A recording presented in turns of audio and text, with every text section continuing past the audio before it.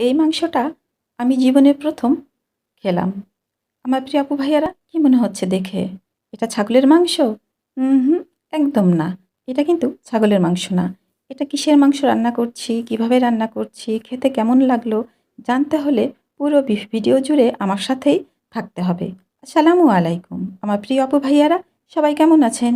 আশা করি আল্লাহর মধ্যে ভালো আছেন, সুস্থ আছেন। শুরুতে একটা কথা বলি, আমার প্রিয় আপু ভাইয়াদের এত ভালোবাসা কোথায় রাখবো? কি করে রাখবো? বলেন তো? আল্লাহ পাক যেন আমাকে আমার প্রিয় আপু ভাইয়াদের এত ভালোবাসা রাখার মতন মন দেয়। অনেক বড় মন, বিশাল মন। আর ভবিষ্যতে আরো অনেক বেশি ভালোবাসা পাওয়ার যেন জায়গা করে দেন। আর আমিও যেন আমার প্রিয় আপু ভাইয়াদেরকে অনেক ভালোবাসতে পারি। যাই হোক, যে ভালোবাসা পাচ্ছি আলহামদুলিল্লাহ, তবে আরো বেশি অনেক ভালোবাসা পাওয়া লাগবে। যে ভালোবাসা পেলে আমি আল্লাহর রহমতে আমার প্রয়োজন মেটাতে পারবো। ইচ্ছে নয়, ইচ্ছে তো একটা, প্রয়োজন আরেকটা। আমি আমার প্রয়োজনগুলো মেটাতে চাই। যাই হোক, এখানে আমি কিন্তু মাংস সুন্দর করে পরিষ্কার করে ধুয়ে-টুয়ে একবারে মাটির চুলায় চলে এসেছি। মাটির পাতিলে রান্না করব তাই। আর আজকে যা রান্না করব সবকিছুই কিন্তু আজকে হাতে মাখিয়েই রান্না করব। তো এখানে কিন্তু আমি মাংসগুলো সুন্দর করে ধুয়ে উঠিয়ে দিয়েছি। আর যত রকমের মসলা দিতে হয় সব মসলা দিয়ে দিয়েছি। দিয়েছি ২ টা আলু। কারণ আজকে অন্য কোনো তরকারি করার একদমই সময় সুযোগ নেই। বাড়িতে ছিলাম না। হঠাৎ আ আ করে বাইরে যাওয়ার প্রয়োজন হয়েছিল। সেখান থেকে এসে খুবই অল্প সময়ে অ্যা দ্রুত রান্নাবান্না কিভাবে শেষ করা যায় তার জন্যই মানে অন্য কোনো কিছু আমি রান্না করছি না। আর খুব অল্প সময়ে সবকিছু কিন্তু আমি হাতে মেখে রান্না করব। তো মাংসটা আমি কিন্তু হাতে মেখে চুলায় চাপিয়ে দিয়ে এসেছি। আর ভাবলাম যে মাংসটা আগে দিই, কারণ মাংসটা হতে সময় লাগবে। তাই মাংস চুলায় হচ্ছে আর এদিকে চলে আসলাম ঘরে।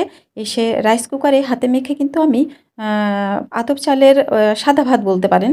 মানে ঠিক পোলাওয়ের সিস্টেমে সাদা ভাতই আমি রান্না করছি। কারণ এখানে এত অল্প পরিমাণ তেল দিয়েছি যে এটাকে আসলে পোলাও বলা যাবে না। সাদা ভাতই বলতে হবে। কারণ আমি যখন রান্নাটা শুরু করব তার আগেই জুবাইরের আব্বু আমাকে বলল যে, "তুমি পোলাও করো না, মাংস রান্না করছো ঠিক আছে। কিন্তু তুমি আমাকে আতপ চালের সাদা ভাত করে দাও।" তো তখন আমি ভাবলাম যে জুবাইর তো আবার ভাত খেতে কেমন বোধ করবে। আর ওর আব্বুও ভাত খেতে চাইছে। তো বুদ্ধি করে একেবারে পোলার সিস্টেমেই সবকিছু দিয়ে দিলাম। দিয়ে একেবারে মিছে তেল দিলাম, যেন দুজনেরই আবদারটা আমি রাখতে পারি বা দুজনের মনের ইচ্ছাটাই যেন একটা খাবারে পূরণ করতে পারি। তো এখানে সব ধরনের মসলা যা দিতে হয় আসলে পোলায়ে সবকিছু দিয়ে দিলাম। একটু কিন্তু ১ কাপ দুধও দিয়েছি, একটু চিনিও দিয়েছি যেন একটু সুন্দর ঝরঝরে হয়। দিয়ে একেবারে মানে হাতে মাখানোই, শুধু আমি হাতটা না ডুবিয়ে লাকড়ি দিয়ে মাখিয়ে সুন্দর করে গরম পানি কিন্তু দিয়েছি, তাহলে তাড়াতাড়ি হয়ে যাবে। গরম পানি দিয়ে আমি চলে আসলাম আবার বাইরে রান্নাঘরে মাটির চুলার কাছে। এখানে তো মাংসগুলো প্রায় কষানো হয়ে গেছে। একটু ভালো করে নাড়াচাড়া করে নিচ্ছি।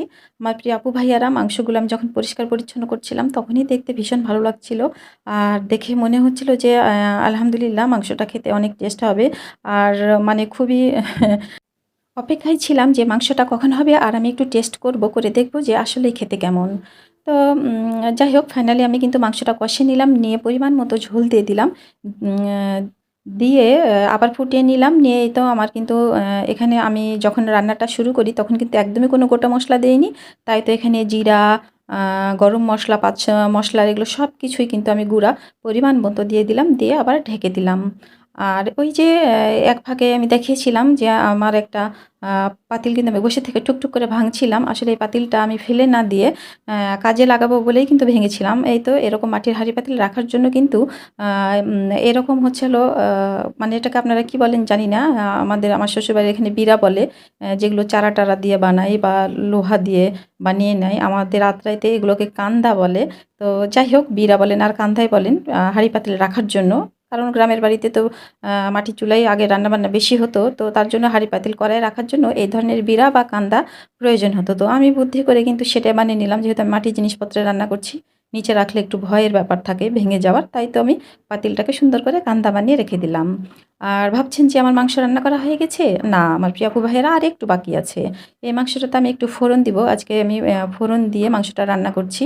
আর যেহেতু গোটা মসলা দেইনি তাই তো ফোড়নে আমি একটু তেজপাতা আর হচ্ছে শুকনো মরিচ দিলাম, পেঁয়াজ দিয়ে সুন্দর করে ফোড়ন দিয়ে নিলাম। আমি আজকে রান্না করলাম হাতে মেখে ফোড়ন দিয়ে। আর আমি কিন্তু অবশ্যই ফোড়নের সময় সরিষার তেল দিয়েছি। ফোড়ন দিয়ে আমি রান্না করলাম গারলের মাংস। এটাই আমি কিন্তু প্রথমে এই গারলের মাংসটা খেলাম। আসলে গারল আমার প্রিয় আপু ভাইয়ারা কে চিনেন কি না চিনেন জানি না। ভেড়ার মতোই, ভেড়ার যেটা উন্নত জাত সেটাকে গারল বলে। তো যাই হোক, আলহামদুলিল্লাহ খেতে অসাধারণ ছিল, খুবই টেস্টি ছিল। আর এই মাংসটা আরও কয়েকদিন আগে খাওয়ার কথা ছিল, কিন্তু আমার একজন খুব ভালোবাসার মানুষ আছে, আমার শাশুড়ি মা, উনি ছিলেন না। ওনার জন্যে আসলে রান্নাটা দেরি হয়ে গেল, উনি এখন এসেছেন। তো যাই হোক, ফাইনালি এই যে এখানে আমার ভাতই বলেন আর পোলাও বলেন হয়ে গেছে। তো সবাই ভালো থাকবেন। আল্লাহ হাফেজ।